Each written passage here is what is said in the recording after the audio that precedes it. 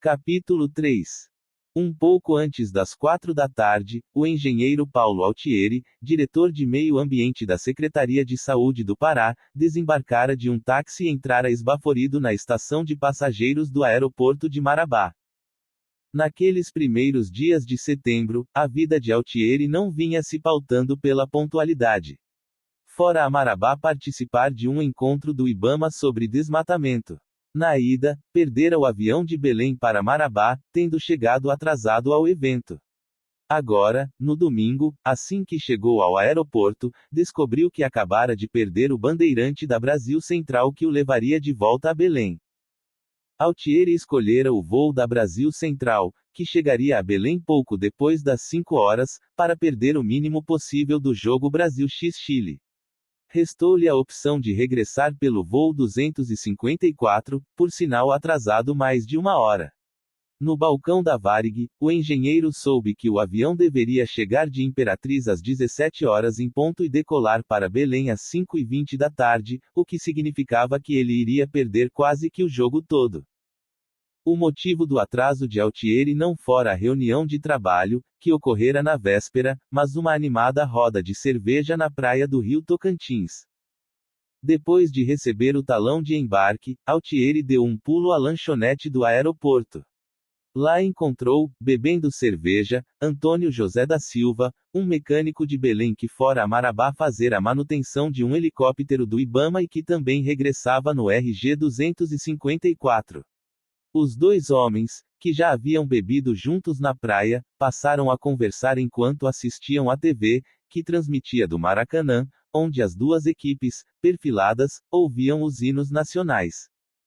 O superintendente do IBAMA, José Maria Gadelha, que presidira a reunião da véspera, também aguardava a saída do Varig, assim como Roberto Regis de Albuquerque, um agropecuarista de Imperatriz. Regis viajara para Marabá 3 dias antes para ver a namorada.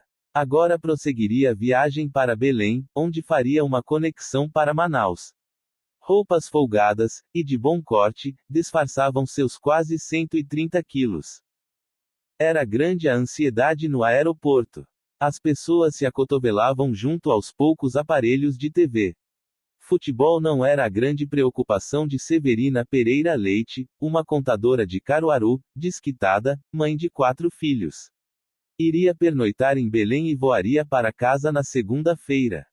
Belém era o destino final de diversos passageiros, entre os quais o professor universitário Henrique Antunes Neto e 2 médicos, o legista José Luiz Serrano Brasil e o oftalmologista João Roberto da Silva Matos.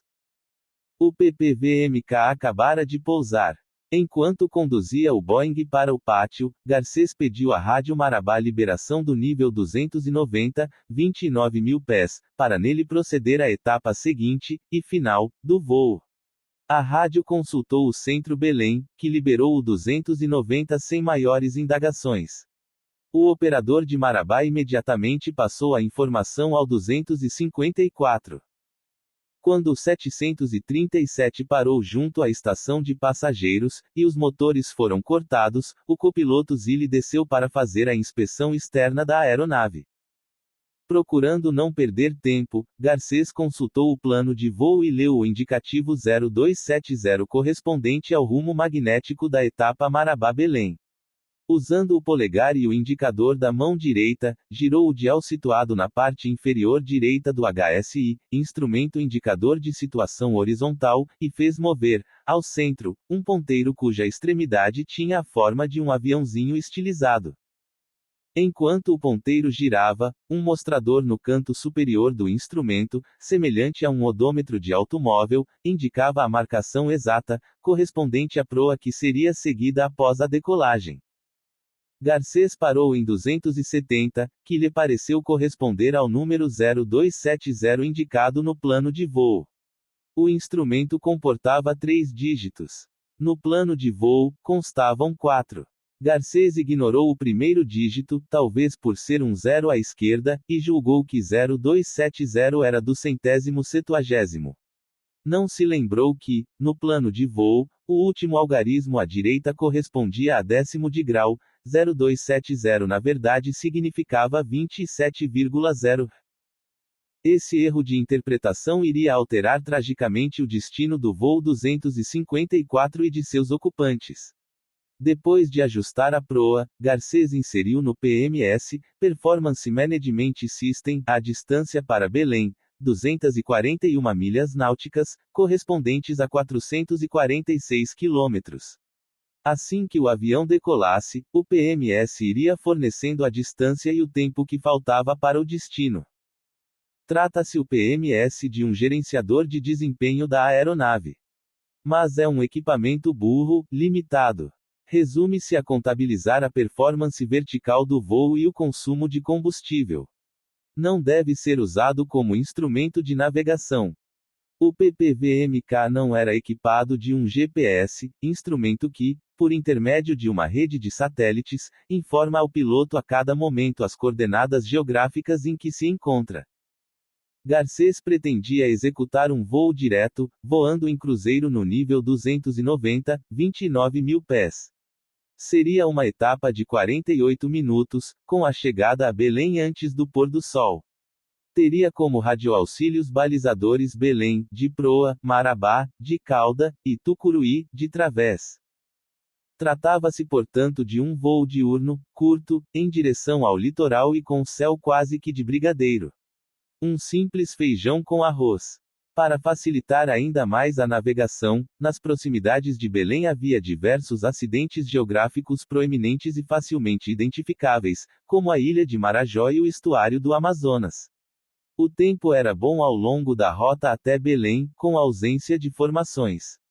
A visibilidade era prejudicada por uma névoa seca e pela fumaça das queimadas, abundantes naquela época do ano. Quando regressou da inspeção externa, Zilli, em vez de consultar seu próprio plano de voo, ou as cartas de rota, como era de sua obrigação, limitou-se a dar uma olhada no HSI do comandante, onde a proa inserida era do 170º. Zilli girou os botões de seu próprio HSI e ajustou a proa para do 170º, porque lhe pareceu normal manter-se quase no mesmo curso da etapa anterior. Ninson Zilli só fizera o trecho Marabá-Belém uma vez na vida, na qualidade de estagiário e acompanhado de um instrutor. Às 5h20 da tarde, os passageiros de Marabá embarcaram. Entre eles, Marcos Giovanni Mutran, 21 anos, estudante de Direito. Era filho de Osvaldo Mutran, maior pecuarista de Marabá, e irmão de Najib Mutran Neto, prefeito do município.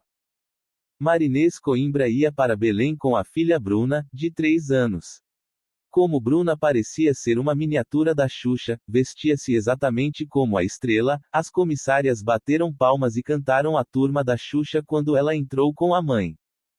Roberto Regis sentou-se na quinta fila, de trás para a frente, logo atrás do engenheiro Paulo Altieri e do procurador do INCRA Antônio Nascimento. A estudante Meire Poncho, que também embarcou em Marabá, escolheu um lugar no lado direito da última fila.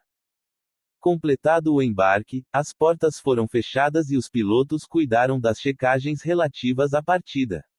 Um trator procedeu o pushback, empurrando o Boeing para o centro do pátio. Só então as turbinas foram acionadas. Ao contrário do que quase sempre ocorria àquela hora do dia em Marabá, quando o vento costumava soprar no sentido oeste-leste, naquele domingo havia apenas uma brisa ligeira, soprando do norte. A pista em uso, também ao contrário do habitual, era a 07, correspondente ao rumo 70º, mais precisamente 68º, um pouco à direita da direção de Belém. Enquanto taxiava para a cabeceira, o 254 foi informado pela Rádio Marabá que a temperatura externa era de 35 graus e que o altímetro devia ser ajustado para 1005 milibares. A rádio voltou a confirmar o nível 290, 29 mil pés, para o voo até Belém. Eram 5h33 da tarde, hora local, 8h33 da noite Zulu. Uma das comissárias entrou na cabine e disse ao comandante que um passageiro, tratava-se de Paulo Altieri, queria saber do andamento de Brasil x Chile no Maracanã. Garcês mandou Zilli perguntar à Rádio Marabá, que informou que o jogo continuava 0-0. A aeromoça voltou lá para trás com a informação. Ao atingir a cabeceira, Garcês girou a aeronave em torno de seu próprio eixo, alinhando a bequilha com a faixa central da pista. Com a mão direita bem aberta, levou à frente as manetes. As duas turbinas Pratt e Whitney responderam ao comando silvando estridentemente. O Boeing começou a mover-se. Logo, as 40 toneladas engoliam vorazmente o asfalto. Eram 5h35 da tarde quando o PPV-MK decolou para o seu último voo.